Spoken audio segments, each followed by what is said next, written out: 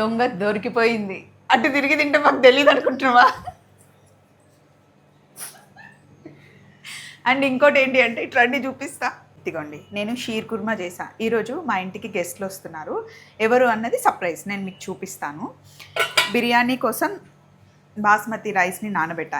ఏం బిర్యానీ అంటే ఉలవచారు పన్నీర్ బిర్యానీ చేస్తున్నాను. చైతు వచ్చాడు. చైతు స్వీట్ రా. స్వీటా? ఇంకేదో అనుకున్నాను నేను. అబ్బా, దీని షుగర్ మానేసానక్క. మీరు చీప్ గా పంచదారలు ఎంత వేసుకొని తింటారా? అబ్బా, హౌ పిటి యు. ఎప్పటి నుండి ఎప్పటి వరకు ఈ బుద్ధి? మళ్ళీ వచ్చే బుధవారం వరకు అన్న ఉంటుందా? లేదు, కంప్లీట్ 8 days అయింది నేను షుగర్ తినక. 8 రోజులే. తొడగొట్టురా చిన్న నువ్వు. వీడికి షుగర్ అంటే ఎంత ఇష్టం అంటే స్వీట్ ఏది పెట్టినా పేపర్ మీద షుగర్ అని రాసిచ్చినా తినేవాడు.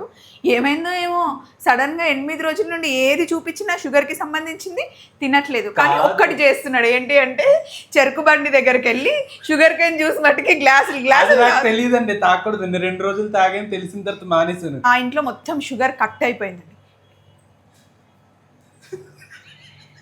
లోపలికి వెళ్ళి దొంగ మామిడి పండు తింటుంది.